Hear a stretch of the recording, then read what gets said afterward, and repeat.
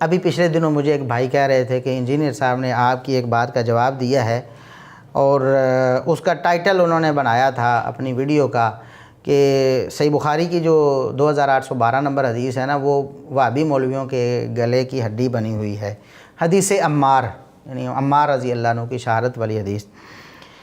تو ہم کہتے ہیں کہ اتنی خیانتوں کے باوجود مرزا صاحب ہمیں یہ الزام دیتے ہیں کہ فلاں حدیث ان کے گلے کی ہڈی ہے، جیسے حدیث عمار کے بارے میں انہوں نے اپنی ویڈیو کا ٹائٹل ہی بنا دیا کہ یہ وہابی علماء کے گلے کی ہڈی ہے۔ حالانکہ کئی سال پہلے ہم الحمدللہ انجینئر صاحب کے شہر میں اور ان کے گھر کے بالکل قریب چوک اہل حدیث مسجد میں اللہ کے فضل و کرم سے حدیث عمار پر تفصیلی گفتگو کر چکے ہیں، اور اس کے علاوہ بھی ہم نے بہت دفعہ حدیث عمار پہ گفتگو کی ہے اور یہ بتایا ہے کہ حدیث عمار میں ایسی کوئی بات نہیں ہے جو اہل سنت کے گلے کی ہڈی بنے، بلکہ وہ تو آپ کے گلے کی ہڈی ہے۔ اور ہم نے اللہ کے فضل و کرم سے ثابت کیا ہے انجینئر صاحب کہ یہ آپ کے گلے کی ہڈی ہے۔ اب جب آپ یہ بیان کریں گے نا انشاءاللہ تو لوگ کہیں گے یہ آپ کے گلے کی ہڈی ہے۔ 2812 جو حدیث ہے نا یہ آپ کے گلے کی ہڈی کس طرح ہے کہ نبی کریم صلی اللہ علیہ وسلم نے جو الفاظ ارشاد فرمائے ہیں وہ الفاظ آپ چھوڑ دیتے ہیں۔ آپ نے فرمایا کہ تقتلہ الفئۃ الباغیہ، عمار کو قتل کرے گی ایک باغی جماعت۔ قتل کرنے والوں کو باغی کہا نبی کریم صلی اللہ علیہ وسلم نے، اور قتل اور قتال میں بہت فرق ہے، یعنی قتل ہے جان سے مارنا اور قتال ہے لڑائی کرنا، جبکہ قتال کرنے والا جو گروہ ہے اس کے بارے میں نبی کریم صلی اللہ علیہ وسلم کی دیگر بشارتیں موجود ہیں کہ دو گروہ آپس میں قتال کریں گے میری امت کے، وہ سیدنا علی اور سیدنا معاویہ رضی اللہ عنہ کا گروہ ہے، صحیح مسلم میں ہے۔ اول الطائفتین بالحق بھی کہا گیا، یہ سیدنا حسن رضی اللہ عنہ کے بارے میں جو آپ نے فرمایا کہ ان ابنی ھذا سید، میرا یہ بیٹا سردار ہے، اس میں فرمایا بین فئتین عظیمتین من المسلمین، میری امت کے دو عظیم گروہوں کے درمیان یہ صلح کروائے گا۔ تو قتال کرنے والوں کو تو عظیم کہا گیا، قتال کرنے والوں کے بارے میں جنتوں کی بشارتیں آئی ہیں، وہ صلح حدیبیہ والے ہیں، وہ بیعت رضوان والے، وہ فتح مکہ والے، وہ اس سے پہلے والے، وہ عشرہ مبشرہ والے ہیں۔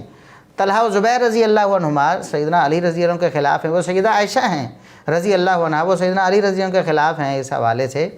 تو اللہ رب العزت نے تو ان کو تو مقام دیا ہے، شان دی ہے، لیکن جو قتل کرنے والے ہیں ان کے بارے میں یہ فرمایا ہے، لہٰذا قتال کرنے والوں پر اسے فٹ کرنا بہت بڑی بددیانتی ہے۔ اور یا پھر جو بعض علماء نے کہا ہے کہ اگر اس سے قتال کرنے والے بھی مراد لیے جائیں تو یہ تو بغاوت لغوی ہے نہ کہ حقیقی ہے، تو پھر آپ اس کو اس پر فٹ نہیں کر سکتے۔ اگر آپ اس کو فٹ کریں گے تو پھر آپ کے گلے کی ہڈی بنے گی کہ یہ تو قتل کرنے والوں کے بارے میں ہے، قتال کرنے والوں کے بارے میں نہیں ہے۔ سیدنا معاویہ رضی اللہ عنہ نے بالکل قتل نہیں کیا سیدنا عمار بن یاسر رضی اللہ عنہ کو، نہ کسی کو بھیجا کہ جاؤ قتل کر کے آؤ، سمجھ گئے؟ یہ آپ کے گلے کی ہڈی ہے۔ اور اس سے آگے ہم کہتے ہیں کہ آپ کی اتنی اخلاقی جرأت نہیں ہے کہ آپ جواب دیں، آپ کبھی جواب نہیں دے سکتے۔ اسی لفظ قتل اور قتال پر آپ جواب دیں، انشاءاللہ ہم دیکھتے ہیں کیا جواب دیتے ہیں۔ اور پھر آپ کے گلے کی ہڈی کیسے ہے کہ آپ نے اس حدیث کے باوجود گامدی صاحب کے ہاتھ چومے، آپ نے جاوید احمد گامدی صاحب کے بارے میں سب کو پتہ، ان کا شروع سے یہ موقف رہا ہے کہ سیدنا معاویہ بھی حق پر ہیں، سیدنا علی بھی حق پر ہیں، وہ کسی کو غلط کہنے کے روادار نہیں ہیں۔ میرے نزدیک اس کے بارے میں فیصلہ کن انداز اختیار کر لینا، اس کے بارے میں حکم لگانا، اس سے متعلق دو گروہ بن جانا، یہ بڑی افسوسناک بات ہے۔ اس میں اگر آپ دونوں جانب کھڑے ہو کر دیکھیں تو دونوں گروہوں کے لیے بات کہنے کی گنجائش ہے۔ اچھا، بہت اہم۔ اور جب ایسا ہو تو ہمیں اپنی اگلی نسلوں کو بھی یہ بتانا چاہیے کہ یہ وہ گروہ تھا جس کو اللہ تعالیٰ کہتا ہے کہ کنتم خیر امت، یہ صحابہ کرام کا گروہ ہے، ان کے مابین ایک بڑا اختلاف ہوا ہے، تلوار نکل آئی ہے، جنگ و جدال کی نوبت آ گئی ہے، تو اس معاملے میں روا روی کے ساتھ ایک طرف کھڑے ہو کر گفتگو نہیں ہو سکتی۔ میرے نزدیک آپ کے پہلے سوال کا جواب یہ ہے کہ معاملات کی نوعیت ایسی نہیں ہے کہ وہاں اس امت کے لوگ قیامت تک یا شیعان معاویہ بن کے کھڑے ہوں یا شیعان علی بن کے کھڑے ہوں۔ ہمیں اپنی اگلی نسلوں کو اس طرح سے تعلیم دینی چاہیے کہ یہ صورتحال تھی، یعنی اس صورتحال میں سیدنا علی اپنی جگہ بالکل درست ہو سکتے ہیں اور یہ کہہ سکتے ہیں کہ میں نے بالکل ان لوگوں کے مشورے سے، انہی کی رائے سے، اس وقت ایک خلفشار برپا تھا، ایک فتنے کی صورتحال تھی، میں نے آگے بڑھ کر نظم حکومت کو سنبھال لیا ہے۔ یہ بات کہ وہ اس کے اہل تھے یا نہیں، اس میں تو دو رائے نہیں ہو سکتی۔ یہ بات کہ وہ اپنی سیرت اور کردار سے کس بلند مقام پر فائز تھے، اس میں بھی دو رائے نہیں ہو سکتی، تو وہ یہ کہہ سکتے ہیں، ان کے حامی بھی یہ کہہ سکتے ہیں، اور مخالفین جنہوں نے اس کو نہیں مانا، یہاں میرے نزدیک صحیح تعبیر یہ نہیں ہے کہ دوسرے گروہ نے بغاوت کر دی۔ بغاوت کا لفظ تو اب تب استعمال کریں گے جب حکومت قائم ہو گئی، ہر لحاظ سے امن قائم ہو گیا، اور پھر کسی نے اس کو ماننے سے انکار کیا۔ یہاں صورتحال یہ ہے کہ حکومت کے انعقاد ہی کو نہیں مانا جا رہا، اور یہ کہا جا رہا ہے کہ اگر فی الواقع حکومت کا انعقاد اسی طریقے سے ہوا ہے جس کا دعویٰ کیا جا رہا ہے، تو پھر سیدنا عثمان کے قاتلوں کو پکڑیے اور ان کو سزا دیجیے۔ تو یہ دوسرے فریق کا موقف ہے، اس میں نیتوں میں اترنا، محرکات طے کرنا، یہ ہمارا کام نہیں، یہ فیصلہ قیامت میں ہو جائے گا۔ اور یہ بھی ہمارا کام نہیں ہے کہ جس چیز کے بارے میں اس وقت صحابہ کرام کی جماعت اتفاق سے حکم نہیں لگا سکی، اس کے بعد اس کے بارے میں ہم حکم بھی لگائیں اور اس کی بنیاد پر دوسرے گروہ کو متون بھی کریں۔ دونوں کا موقف اپنی اپنی جگہ ایک بنیاد رکھتا ہے۔ وہ کہتے ہیں کہ دونوں حق پر ہیں اور دونوں درست ہیں اور دونوں کی اپنی اپنی توجیحات ہیں، کسی کو غلط کہنا یہ درست نہیں۔ یہ غامدی صاحب کا کہنا ہے نا، باوجود اس حدیث کے وہ اس حدیث کو نہ مانیں، مثال کے تو کہتے ہیں نہیں مانتے اس حدیث کو، اس کے باوجود آپ ان کے ہاتھ چومتے ہیں اور ہمیں کہتے ہیں کہ ہم سیدنا معاویہ رضی اللہ عنہ سے ان کا دفاع کرتے ہوئے سیدنا علی رضی اللہ عنہ سے بغض رکھتے ہیں، حالانکہ ہم اس حدیث کو بھی ثابت مانتے ہیں اور ہم سیدنا علی رضی اللہ عنہ کو بھی حق پر مانتے ہیں۔ اور اگر سیدنا علی رضی اللہ عنہ کو اور سیدنا معاویہ رضی اللہ عنہ کو دونوں کو حق پر ماننا اگر یہ بغض اہل بیت اور بغض سیدنا علی ہے، تو پھر غامدی صاحب کے ہاتھ کیوں چومے آپ نے؟ شرم نہیں آئی آپ کو کہ اہل بیت کے دشمن کے ہاتھ چوم رہے ہو؟ یہ آپ کے گلے کی ہڈی ہے۔ آپ مجھے بتائیں 2812 کے باوجود آپ نے غامدی صاحب کے ہاتھ کیوں چومے؟ غامدی صاحب کی تعریفوں میں آپ زمین و آسمان کے قلابے ملاتے ہیں اور خود مانتے ہیں کہ یہ سیدنا معاویہ کا جھوٹا دفاع کرتے ہیں۔ خود آپ نے کہا نا کہ سیدنا معاویہ کا جھوٹا دفاع کرتے ہیں۔ حضرت معاویہ کی وہ جھوٹی تعریفیں کرتے ہیں۔ جب معاویہ رضی اللہ عنہ کو جھوٹا دفاع کرنا، آپ کے بقول ہم جھوٹا دفاع کرتے ہیں، حالانکہ ہم تو سچا کرتے ہیں، آپ کے بقول ہم جھوٹا دفاع کرتے ہیں اور ہم ہوئے اہل بیت کے دشمن، یا ہم ہوئے ناسبی، اور آپ نے ناسبی بھی کہا، ہم آگے ویڈیو آپ کی پیش کرتے ہیں۔ تو جب ہم ناسبی ہیں تو پھر غامدی صاحب کیا ہوئے؟ غامدی صاحب تو بڑے ناسبی ہوئے نا، وہ تو اس حدیث کو ہی مانتے نہیں ہیں، حدیث عمار کا انکار ہی سرے سے کر دیتے ہیں۔ تو جب وہ بڑے ناسبی ہوئے اور آپ ان کے ہاتھ چومتے ہیں تو شرم نہیں آتی آپ کو؟ یہ آپ کے گلے کی ہڈی ہے۔ آپ جواب دیں گے آپ لوگوں کو کہ آپ نے باوجود اس حدیث کا انکار کرنے کے غامدی صاحب کے ہاتھ کیوں چومے تھے؟ آپ نے کیوں ان سے محبت کا اظہار کیا؟ آپ نے کیوں کہا میرے وہ کافی چیزوں میں استاذ ہیں جی، میں نے ان سے بہت کچھ سیکھا ہے؟ شرم نہیں آتی آپ کو؟ یہ آپ کے گلے کی ہڈی ہے۔ اور پھر اگلی بات جو ہے، جب آپ اس کا جواب دیں گے نا کہ قتل اور قتال میں فرق ہوتا ہے یا نہیں، اور قتل کرنے والوں کو اور قتال کرنے والوں کا فرق حدیث میں آیا ہے کہ نہیں، اس کا جواب دیں گے تو پھر ہم دیکھیں گے کہ آپ میں کتنی جرأت ہے، اور یہ آپ کے گلے کی ہڈی بنے گی، انشاءاللہ بنی ہوئی ہے۔ اس کے ساتھ آپ نے اسی ویڈیو میں جو آپ نے یہ حدیث عمار کے بارے میں 2812 کے بارے میں ریکارڈ کروائی اور لکھا کہ وہابی علماء کے گلے کی ہڈی ہے، اور اسی میں آپ نے کہا کہ جس طرح یہ حدیث عمار 2812 ان کے گلے کی ہڈی بنی ہوئی ہے، اسی طرح صحیح مسلم کی حدیث 240 جو ہے یہ ان کے گلے کی ہڈی بنی ہوئی ہے کہ علی سے محبت نہیں رکھے گا مگر مومن، علی سے بغض نہیں رکھے گا مگر منافق۔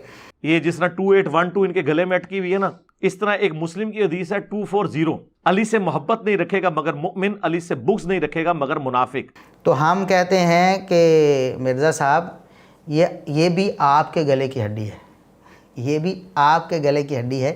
میں ابھی بتاتا ہوں کیسے گلے کی ہڈی ہے۔ انشاءاللہ آپ ساری زندگی نہ اس کو نگل سکیں گے نہ اس کو اگل سکیں گے، الا یہ کہ منکر حدیث ہو کے سارا کچھ ہی چھوڑ دیں، پھر تو الگ بات ہے نا، ورنہ آپ کے گلے سے نہیں نکلے گی یہ۔ کیوں؟ علی رضی اللہ عنہ کی محبت ایمان ہے اور آپ سے بغض نفاق ہے، اس کو ہم نے ہمیشہ مانا ہے، ہم نے کبھی اس کا انکار نہیں کیا۔ اور مزے کی بات یہ ہے کہ پہلے آپ نے یہی جھوٹ بولا تھا ہمارے بارے میں کہ ہم نے گویا اس حدیث کا انکار کیا آپ کے بقول، لیکن ہم نے اس وقت بھی جواب ریکارڈ کروایا تھا، لیکن آپ نے اس جواب کو بجائے اس کے کہ اس کو آپ انڈرسٹینڈ کرتے، یہ سمجھتے یا اس کا تذکرہ کرتے، کبوتر کی طرح آنکھیں مان کر کے پھر وہی جھوٹ بول دیا۔ اور اب آپ نے ہماری ویڈیو خود چلائی ہے اور یہ سب سے زیادہ انٹرسٹنگ ہے. لوگ جب سنیں گے نا کہ آپ نے خود کیا چلایا ہے اور آپ نے خود کیا بولا ہے، لوگوں کو آپ کی جو خیانت ہے وہ بھی معلوم ہو جائے گی. ہم نے بات کرتے ہوئے امام بہقی رحمۃ اللہ علیہ کی ایک عبارت تھی جس میں یہ الفاظ آئے تھے کہ علی رضی اللہ عنہ سے محبت جو ہے وہ ایمان ہے اور آپ سے بغض جو ہے نفاق ہے. تو میں نے ان کی عبارت ذکر کرتے ہوئے کہا کہ ہم یہاں اس کی سند کی بحث میں نہیں پڑھیں گے، سند کی بات نہیں کریں گے یہاں پر. اتنا کہہ کے میں نے کہا کہ ہم چونکہ اس کے معنی کی بات کر رہے ہیں تو لہذا معنی کی بات کریں. تو بطور حوالہ صحیح مسلم کو ذکر کرنا یا دیگر کتابوں میں جہاں جہاں سے امام بہقی رحمۃ اللہ علیہ نے وہ الفاظ نقل کیے تھے تو ہم نے وہ نہیں کیے. ہم نے کہا کہ ہم سند میں یہاں نہیں پڑھنا چاہتے. تو انجینئر صاحب نے وہاں سند کی جگہ صحت کا لفظ بنا دیا، ہمارے ذمہ لگایا. اور کتنے بڑے بیوقوف ہیں کہ خود ویڈیو چلا رہے ہیں اور اس ویڈیو میں صاف الفاظ ہیں کہ ہمارے الفاظ ہیں، ہم سند کی بات نہیں کر رہے یہاں پر. تو وہ کہتے ہیں کہ یہ کہہ رہے ہیں کہ صحت کی بات نہیں کر رہے اور اس کو مشکوک بنا رہے. نعوذ باللہ ثم نعوذ باللہ. تو وہ تو جب آپ ویڈیو انجینئر صاحب کی سنیں گے نا، انہوں نے کہا کہ ناسبی مولوی نے یہ حدیث بیان کرتے ہوئے کہا کہ ابھی میں اس کی صحت میں نہیں پڑھوں گا. اور ہماری عقابی نظریں تو پھر دیکھ رہی ہوتی ہیں نا. ایک ناسبی مولوی نے حدیث یہ بیان کرتے ہوئے کہا کہ ابھی میں اس کی صحت میں نہیں پڑھوں گا. نبی کریم صلی اللہ علیہ وسلم نے یہ فرمایا کہ لا یحبنی الا مؤمن ولا یبغضنی الا منافق. یہ ایک روایت، اس کی سند پر یہاں بحث نہیں ہے. ہائے ہائے، ہماری عقابی نظریں تو پھر دیکھ رہی ہوتی ہیں نا. یہ آپ کی خائن نظریں ہیں اصل میں، کہ جس نے سند کو صحت بنا دیا. اور اگر یہ لفظ جو ہے ہمارے الفاظ واقعی حدیث کو مشکوک بنا رہے تھے تو آپ کو جھوٹ بولنے کی ضرورت کیا تھی؟ پھر تو آپ سیدھا سیدھا وہی الفاظ پڑھتے جو ہم نے بولے تھے، وہی الفاظ بول کے ہمیں الزام دیتے. لیکن ان الفاظ میں ایسی کوئی بات نہیں تھی تو آپ نے جھوٹ گھڑ کر آپ تو نبی پاک صلی اللہ علیہ وسلم پر جھوٹ بول رہے ہیں کہ انہوں نے عقیل رضی اللہ عنہ کے بارے میں کہا کہ یہ ہمارا مکان بیچ کے کھا گیا، بنو ہاشم کا مکان. آپ نے تو سیدنا عمر رضی اللہ عنہ پر بہتان باندھ دیا کہ انہوں نے کہا کہ عثمان اپنوں کو نوازیں گے. آپ کو اتنی شرم نہیں ہے، حیا نہیں آئی، آپ اہل بیت پر جھوٹ باندھتے ہیں. ہم تو چیز ہی کوئی نہیں نا انجینئر صاحب، آپ کا تو لیول بہت اعلیٰ ہے نا جھوٹ بولنے کا، خیانت کرنے کا. ہم کیا چیز ہیں؟ ہم پر تو آپ آسانی سے باندھ سکتے ہیں، باندھتے رہیں. کل قیامت کو اللہ رب العزت کے ہاں آپ کو جواب دینا ہوگا نا. اور آج دنیا میں بھی لوگ آپ کا گریبان پکڑتے ہیں، پھر آپ آنکھیں بند کرتے ہیں، آپ ان سے لڑتے جھگڑتے ہیں کہ یہ سوال نہ کرو، یہ حافظ ابو یحییٰ والے سوال ہیں، یہ نہ کرو. ہم نے نہیں آپ سے بات کرنی، ہم نے آپ کے سوالات کا جواب نہیں دینا. کہا نا آپ نے کئی لوگوں کو. اٹک سے ہمارے ایک بھائی آپ کے پاس آئے سوال کرنے کے لیے، تو آپ نے کہا جی آپ اگلی دفعہ آئیں تب ہم آپ کو سوال کی اجازت دیں گے. انہوں نے کہا چلے دوبارہ آ جائیں گے اگلے مہینے بعد کا ٹائم دیا آپ نے. وہ واپس راستے میں جا رہے تھے، راستے میں آپ نے ان کو فون کروایا، آپ کے کرندے نے فون کر کے کہا کہ اپنے سوال بھیج دیں. وہ بھائی انہوں نے کہا مہینے بعد ہم نے آنا تو سوال کر لیں گے. انہوں نے کہا نہیں سوال ابھی بھیجے. تو انہوں نے سوال بھیجے تو آپ نے ان کو جواب دے دیا کہ ہم ان سوالوں کے جواب نہیں دیں گے، یہ تو حافظ ابو یحییٰ کے سوال ہیں، اس سے ہماری دعوت پر فرق پڑے گا. یہ تو آپ کا چہرہ ہے، یہ آپ کی کرتوت ہے اصل میں. تو آپ لوگوں کو باتیں کرتے ہیں کہ ان کے گلے کی ہڈی بنے گی، یہ آپ کے گلے کی ہڈی بنی ہے اور بنی رہے گی انشاءاللہ. میں آپ کو بتاتا ہوں ذرا زیادہ وضاحت کر کے کہ ایک تو آپ نے یہ تہمت لگائی نا، ہم نے تو لفظ سند کا بولا تھا اور آپ نے صحت کا بنایا. جھوٹ آپ کا یہیں پکڑا گیا. اس وقت بھی ہم نے کہا تھا کہ زندگی میں آپ نے ایک ہی جواب دینے کی کوشش کی اور وہ بھی جھوٹ. اور آج پھر اس جھوٹ کو آپ نے دہرایا، بعد میں ہم نے اس کا دوبارہ جواب دے دیا. اب ہم بتاتے ہیں کہ یہ جو آپ نے کہا کہ یہ حدیث ان کے گلے کی ہڈی ہے، تو ہم کہتے ہیں کہ یہ آپ کے گلے کی بھی ہڈی ہے. کس طرح؟ ایک تو وہی گامدی صاحب والی بات کہ گامدی صاحب آپ کے بقول علی رضی اللہ عنہ سے بغض رکھتے ہیں، پھر آپ ان کے ہاتھ کیوں چومتے ہیں؟ اور اس سے اگلی بات یہ ہے کہ آپ نے خود کہا کہ امام مسلم اس حدیث کو علی کے فضائل والے چیپٹر میں نہیں لے کے آئے، ایمان والے چیپٹر میں لے کے آئے ہیں جہاں انہوں نے ایمان کی حدیثیں بیان کی. بالکل اچھی بات ہے. امام مسلم اسے حضرت علی کے فضائل والے چیپٹر میں نہیں لے کے آئے، ایمان والے چیپٹر میں لے کے آئے جہاں انہوں نے ایمان کی حدیث لکھی ہے. لیکن کیا وہ چیپٹر آپ نے پڑھا ہے انجینئر صاحب؟ اگر پڑھا ہے تو منافقت کیوں کی؟ لوگوں کو بتایا کیوں نہیں کہ اس سے پہلے جو حدیثیں امام مسلم نے بیان کی وہ کیا ہے؟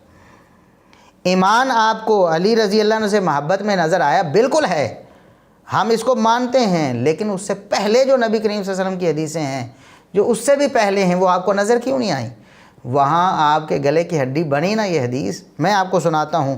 اس سے پہلے 5 حدیثیں امام مسلم رحمۃ اللہ علیہ نے ذکر کی ہیں۔ پہلی حدیث میں سناتا ہوں آپ کو، آیت المنافقی بغض الانصار و آیت المومن حب الانصار، کہ انصار سے بغض رکھنا یہ نفاق کی علامت ہے، اور انصار سے محبت رکھنا ایمان کی علامت ہے۔ سمجھے آپ؟